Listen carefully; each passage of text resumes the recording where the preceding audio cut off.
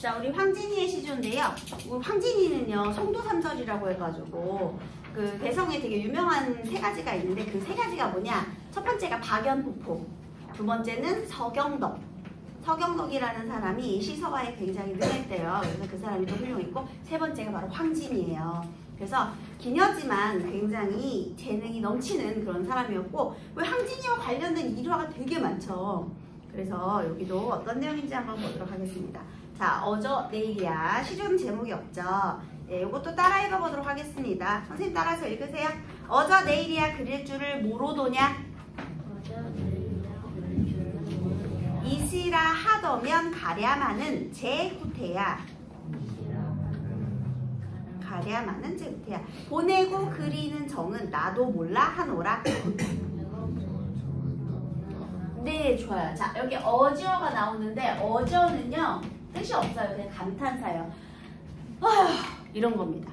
어저, 이게 어휴, 이런 거. 그래서 아이고 감탄사. 자, 내일이야. 내일이라고 나라고 이렇게 되고요. 그릴 줄을 모르겠느냐. 그럼 나라고 하여 그리움을 모르겠는가. 이렇게 얘기했어요. 그럼 그리면 안다는 거니까 무슨 법이죠? 서류적 표현이죠. 그 다음에 여기서 시작하다에 지금 주된 정서가 뭐가 되는 거야? 그리움이 되는 거죠. 벌써 주제는 나왔어요. 그리움이에요. 정서를 직접 표출했죠. 그 다음에 자 누굴 그리워하느냐? 있으라 했다면 있으라 했다면 가랴마는 가겠느냐마는 자, 이 뒤에가 중요해요. 제구태여. 제구지거든요. 그런데 이 제구지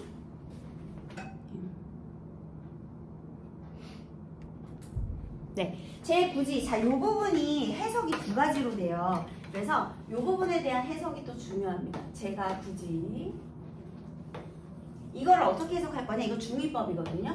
자, 첫 번째는요. 님이 굳이 이렇게 해석하는 거예요. 자, 그러면 있으라 했으면 가겠느냐? 님이 굳이 이렇게 하면 혹시 무슨 법이 될까요?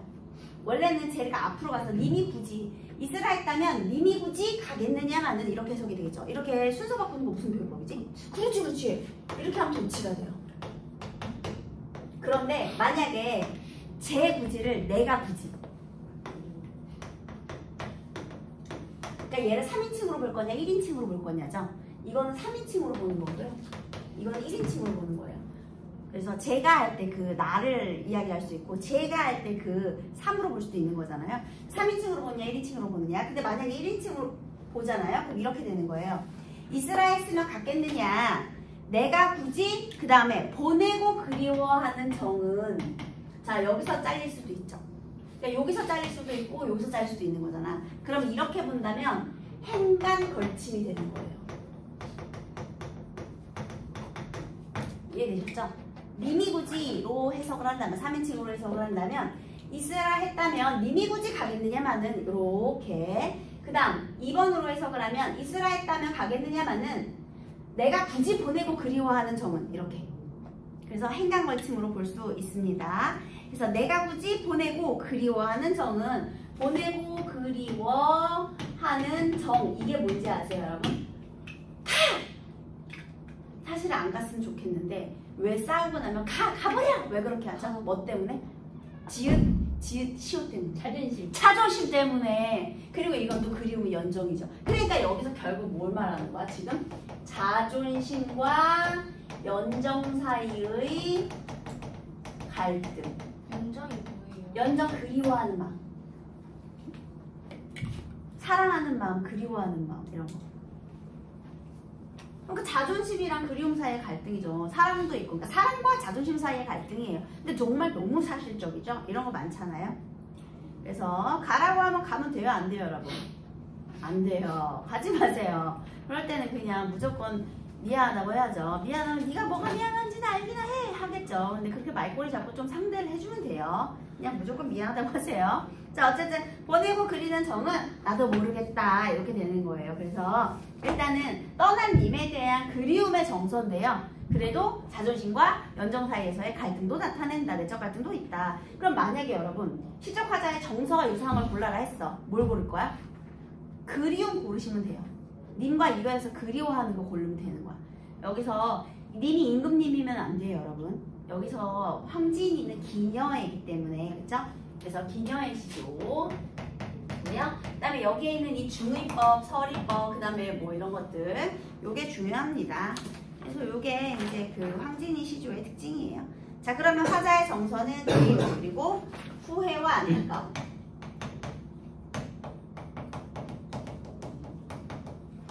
이렇게 되는 거죠. 아유, 나도 모르겠다, 이렇게. 그래서 그리움과 후회의 작품이 되겠네요. 좋아요. 자, 그 다음에 이번에 윤선도의 만흥을 보도록 하겠습니다. 윤선도의 만흥은요, 3, 4, 6수가 지금 여기 교재에 나와 있는데요. 6수밖에 되지 않기 때문에 1수부터 전부 다 프린트를 통해 보도록 하겠습니다. 같이 보세요. 윤선도의 만흥입니다.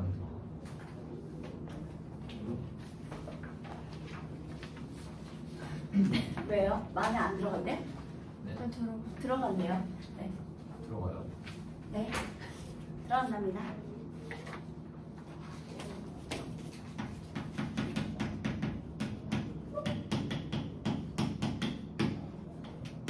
여기서 많은 가득 찰 만이거든요.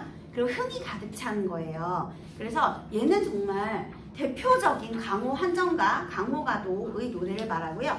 특히나 얘는 유배문학의 계보를 잇고 있어요. 그래서 유배문학, 그 다음에 강호 한정가 가 되겠습니다. 유배문학이란 뜻은 자연도 속세가 분명히 단절되어 있다. 이런 것도 있을 수 있고요. 군은이 있느냐 없느냐도 눈여겨볼만 합니다. 자, 일단 흥이 차오르는 만은 일단 1수부터 보도록 할게요. 따라해주세요. 산수간 바위 아래 띠집을 짓노라 하니. 바위 아래 띠집을 짓노라. 읽어보세요. 그 모든 남들은 웃는다 한다마는 그 모든 남들은 웃는다 한다마는 어리고 하얌의 뜻에는 내뿐인가 하노라. 어리고 하얌의 뜻에는 내뿐인가. 네, 지금 얘가 어디에 있느냐면요. 산, 그리고 물, 단, 바위, 아래. 그러니까 자연의 공간에 있죠. 자, 얘가 무엇을 집었느냐. 띠집이라고 했는데 띠집은 풀집이에요. 그러니까 갈대를 엮어 만든 집이거든요. 풀집이라는 것이요. 그러니까 지금 얘가 살고 있는 이 공간, 공간적 배경이 어떤 공간이에요? 자연 친화적이고 소박한 공간이지. 갈대를 대충 엮은 움막 같은 거야, 얘들아. 이거 움막이라고 하셔도 좋아요. 갈대를 엮어 만든 곳. 그래서 자연 친화적이고 소박한 삶의 태도가 드러나는 1년이네요. 그죠? 내가 이렇게 살고 있었어요. 근데 그 모든 남들은, 이것은 그 뜻을 모르는 남들은, 자, 누구를 비웃을까요? 나를 비웃는다 하건만은 이렇게 되거든요. 자, 그러면 여기서 나는 자연 친화적인 삶을 살고 있잖아요. 그런데 그 뜻을 모르는 남들, 얘네들은 자연 친화적 가치가 아니라 뭘 중요하게 생각하는 사람이냐? 얘는 세속적 가치를 중시하는 삶의 태도를 가지고 있는 사람이에요. 그러면 여기서 말하는 세속적 가치가 뭐냐? 반드시 돈, 물질 이런 게 아니라요. 우리 조선시대의 양반으로 태어나면 입신양명해야 되잖아요. 그러니까 벼슬길에 나아간 사람들을 말하는 거죠, 지금. 속세에서 벼슬에 있는 정적들, 정치적인 적대 세력들. 그래서 세속적 가치, 뭐 입신양명 이런 것들. 벼슬 이런 거. 높은 관직, 그러니까 국위 공명 중에 공명에 해당하는 내용들이 되겠습니다. 그래서 그것을 모르는 남들은 나를 비웃겠지만, 그렇겠지만 어리고 하얌의 뜻에는, 옛날에 우리 중学때 어리다가 무슨 뜻이었죠? 어리석은, 여기서 지금 하얌이라는 표현이 있잖아요. 하얌이, 어리석은 촌뜨기거든요, 여러분. 근데 누가 지금 촌뜨기지?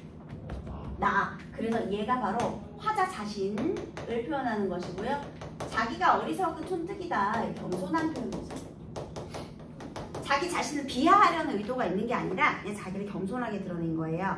그래서 다시 어리석은 촌뜨기의 뜻에는 내 분수에 딱 맞는가 하노라 이렇게 되어 있어요. 자, 그러면 자기 삶을 후회하고 한탄합니까? 아니요. 내 분수에 딱 맞는다 했지. 이 자연에서 사는 게. 그러면 자신의 삶에 대한 만족감, 자부심 이런 태도가 드러나는 거죠. 그 다음에 1년에는 설이가 있다 없다? 없다. 애들이 무조건 설이 있는 줄 알아. 설이 없어요. 이거는 그냥 내 분수에 딱 맞는가 하노라 이렇게 되고 있죠. 그 다음에 여러분 뭐뭐 하노라 이런 건 다 영탄적 어조예요. 그래서 고전 시가에는 대부분 영탄적 어조가 많이 등장합니다. 자, 이번에는 이수를 읽어보도록 하겠습니다. 만흥이 너무 유명해서 아마 대부분 그냥 읽기만 해도 이거 어디서 많이 봤는데 하던 것들일 거예요. 자, 이수 따라 읽겠습니다. 보리밥 풋나무를 알맞춰 먹은 후에 바위 끝 물가에 슬카지 논이노라. 그남은 연나문 일이야 불할 줄이 있으랴. 네, 보리밥과 풋나무를 알만큼 먹은 후에 바위 끝 물가에서 실컷 논대요. 자, 지금 또 내가요 먹고 사는 음식이요 보리밥과 풋나무를 알만큼 먹어요. 역시나 무슨 태도겠니? 소박한 삶의 태도겠죠. 그래서 여러분 안분지족 안빈낙도고요. 우리 청산별곡에 청산을 하고 싶다. 머루랑 다래랑 먹고 할 때 그 머루 다래 같은, 그 다음에 또 여기에 나오는 이 풀집 같은 이런 소박한 삶의 태도가 되겠습니다. 당연히 자연 친화적인 삶의 태도도 괜찮죠. 옛날에 어떤 그 학교에서요 시험 문제를 내는데 다음 중 이제 만능이 보기에 나왔어. 밑글을 읽고 화자의 모습을 상상한 것이다. 옳지 않은 것은 보리밥과 풋나무를 실컷 먹고 물가에서 신나게 노는 화자. 이게 틀린 오답으로 나온 적이 있어요. 뭐가 틀렸게? 맞아, 실컷 먹고 틀린 그 선생님 아직도 그게 잊혀지지가 않아. 너무 충격받아가지고. 근데 애들이 되게 많이 틀렸거든요. 알만큼 먹었는데 실컷 먹었다 그래가지고. 네. 자, 아무튼 간에 알만큼 먹었고요. 그러니까 되게 소박한 거죠. 욕심 부리지 않고. 그다음에 노는 건 실컷 해야 돼요. 바위 끝 물가에서 실컷 놉니다. 바위 끝 물가예요. 그러니까 자연 친화적인 바위 끝 물가. 또 자연 친화적인 삶의 공간. 안빈낙도 안분지족 단사표음 이런 건 다 아시죠? 네, 좋아요. 그 다음 여기에 이게 있네. 그 남은 연남 나머지 일은 부러워할 줄 있겠느냐. 그럼 부럽지 않다죠. 이거 안 부러워. 그럼 무슨 법? 절의법. 그럼 그 밖에 나머지 일은 누가 중요하게 생각하는 일들이야? 바로 저 남들이 중요하게 생각하는 세속적 가치가 되겠습니다. 이게 바로 벼슬이죠. 왜 너네 여우와 신포도 얘기 아니? 여우가 포도를 먹고 싶어가지고 막 점프를 계속 했는데 키가 안 닿는 거야. 근데 마지막에 저거 되게 시고 맛없을 거야? 안 먹어. 이러고 갈게요. 원래 되게 먹고 싶었으면서 자기 합리화할 때 여우와 신포도 얘기 많이 나오잖아요. 그러니까 얘는 사실 벼슬에서 좀 쫓겨났거든요. 얘 상성은 잘못 써가지고요. 그 권직 되게 높은 사람을 그 사람이 이제 권력을 막 부리니까 그 비판하는 상성을 쓰고 쫓겨났어요. 그래서 쫓겨난 다음에 나 하나도 안 부러워. 나 자연에서 만족해. 이렇게 자존심을 드러내는 그런 작품인 거죠. 어쨌든 유배문학입니다. 자, 그 다음 이번에는 삼수인데요. 삼수부터는 우리 교재에 나와 있습니다. 요거 읽어보도록 할게요. 자, 따라 읽겠습니다. 잠들고 혼자 앉아 먼 배를 바라보니 그리전님이 오다 반가움이 이러하랴. 말씀도 우음도 아니어도 못내 좋아하노라. 네, 자, 지금 내가 술잔 들고 혼자 앉아서 바라보고 있는 대상은 바로 먼 산입니다. 산, 자연이죠. 근데 이 산이요, 그리던 님이 온다고 한들, 내가 그리워하던 님이 온다고 한들 반가움이 이러하겠느냐. 자, 그럼 무엇이 반갑다는 거죠? 님이 반가운 거야? 산이 반가운 거야? 산이 반갑다는 거죠. 그래서 이 님이 온다고 하는데 반가움이 이러하랴. 서리적 표현을 통해서요, 자연을 향한 그 사랑을 드러내는 거예요. 그러니까 얘는 연애보다 자연을 택한 거죠. 내가 그리워하던 그 님이 온다고 한들 이 반가움이 산을 마주대한 것만 하겠느냐. 사실 사랑, 연정 이런 건 좀 세속적인 감정이잖아요. 그쵸? 근데 그런 거 말고는 자연에서 돛 닦는 게 좋은 거죠.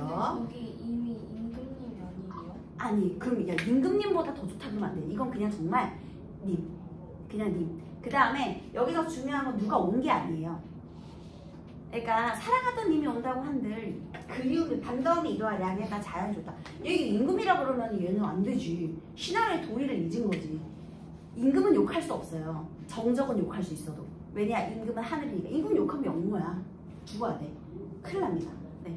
그래서 여기서 그리던 이거는 사랑이라는 세속적 가치를 말하는 거고요. 그래서 얘는 결국은 자연이 나는 사랑보다 자연에 대한 애정이 더 크다. 그래서 이 자연 친화적인 삶의 태도.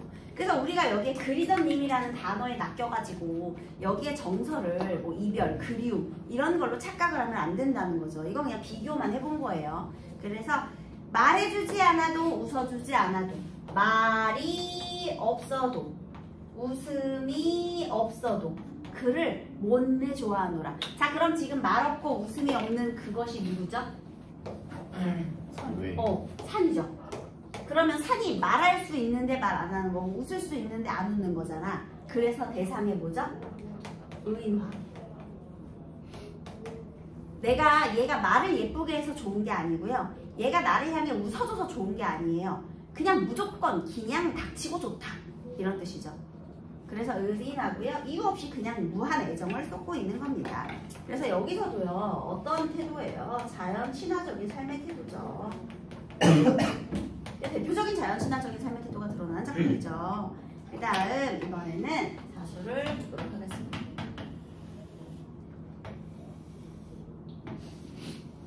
따라 읽어보겠습니다. 누고서 상공도곤 났다 하더니 만승이 이만하랴.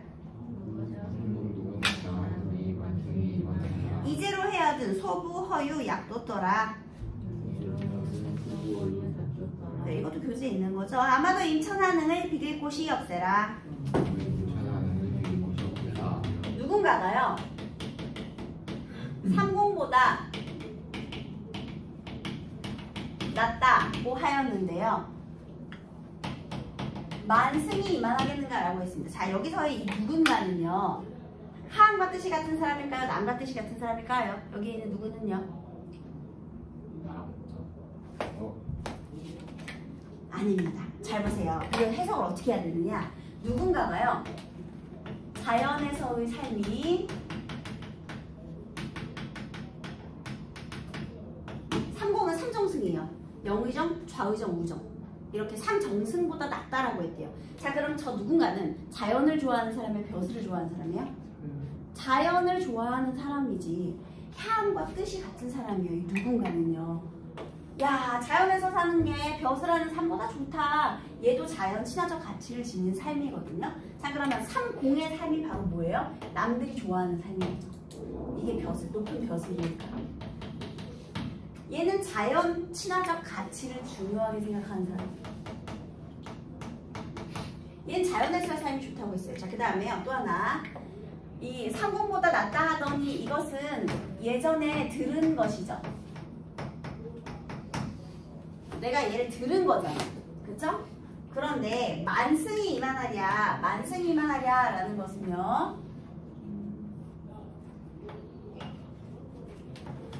내가 직접 살아보니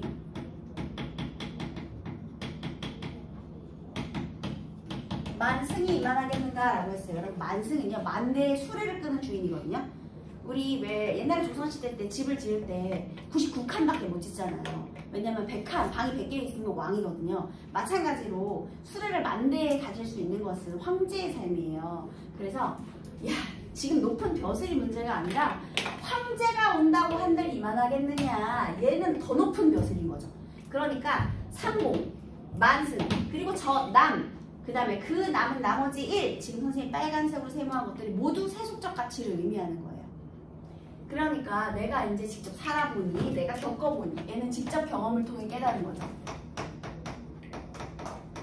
직접 경험을 통해 깨달은 사실. 자, 그래서 여기를 나눠서요. 앞에는 들어서 아는 사실, 그리고 뒤에는 내가 직접 경험을 통해 깨달은 사실입니다. 야, 황제보다 더 좋다. 역시나 서른법 되겠고요. 서류를 통해서 자신이 지금 자연 속에서 사는 것이 얼마나 대단한지 자부심을 강조하는 거죠. 황제보다 낫대요. 진짜일까? 이제 헤아려 보니 생각해 보니 소부 허유가 야같구나. 소부와 허유는 야같구나는 영리했구나 이렇게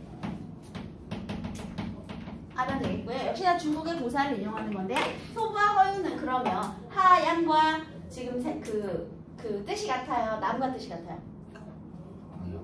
하양과 뜻이 같죠. 소부와 허유가 어떤 사람인데? 지조와 절개, 그 다음에 은거지사의 대명사잖아요. 그쵸? 소부와 허유의 고사 있잖아요. 얘가 나와 같이 내들려 왕이 되겠는가 그랬더니 이거 들었네 뭐 귀 씻었대요. 그 다음에 그 지나가던 목동이 소가 그 물을 먹으려고 하니까 야 거기 옛날에 소가 귀 씻은 들어온 얘기 듣고 귀 씻은 분이니까 먹지도 마 했대요. 그러니까 정말 그 세속적 가치를 멀리하는 자연의 은거 기인이거든요. 그래서 얘가 바로 중국 고사를 이용한 부분이기도 하고요.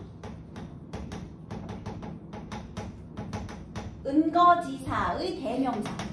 자연 친화적인 삶을 사는 그 대명사격으로 되게 유명한 사람이죠.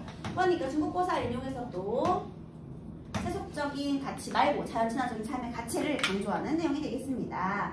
아마도 임천하능을 비교할 것이 없구나. 바로 이들의 삶이 바로 뭐냐? 임천, 수풀림, 내천, 그러니까 자연이죠. 강호하고 똑같아요. 임천의 한흥, 한가로운 흥취 비교할 것이 없구나. 이게 최고라는 거죠. 여러분 임천하는 이게 사실 주제의식 아니겠습니까? 이게 자연 친화적인 삶의 태도잖아요. 그쵸? 그래서 주제가 가장 잘 집약된 단어가 바로 임천하는 되겠습니다. 자연에서 한가로운 흥취를 즐긴다.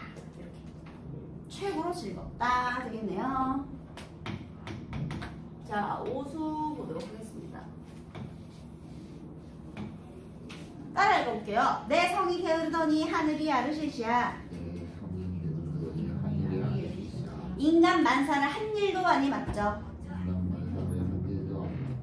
다만당 다투리 없은 강산을 지키라 하시도다. 네, 자, 내 본성이 게으른 걸 하늘이 아시고 인간 만사를 안 맡겼대요. 인간의 만사 무엇을 맡기지 않은 걸까요? 뭐야? 벼슬. 세속적 가치. 그래서 얘가 지금 선생님이 아까 무슨 처지라고 했죠? 유배주인 처지. 그 다음에 여기서요. 다만 다툴이 없는 강산을 지키라 하시노다. 그러면 다툴 사람이 없는, 다툴이가 없는 강산을 지키겠다. 이게 자연 친화적인 삶의 태도인데요. 여기서 이 표현이 중요해요. 다툴 사람이 없다. 그러면 인간 만사는 다퉈야 된다는 거죠. 그래서 이 단어를 통해서요. 현실에 대한 비판적 인식이 드러나요.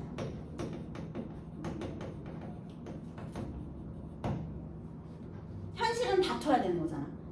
자연은 다툴 사람이 없는 건데, 그치? 그래서 화성이 자는 거 아니지, 죽는 거 아니죠? 다만 다툴이 없는 강산을 지키라 하셨다. 그래서 지금 유배주의 처지를 이야기하면서요. 또 자연 친화적인 삶을 얘기하는 거죠. 난 강산에서 편안하게 살겠다. 그리고 현실을 비판적으로 드러내고 있고요.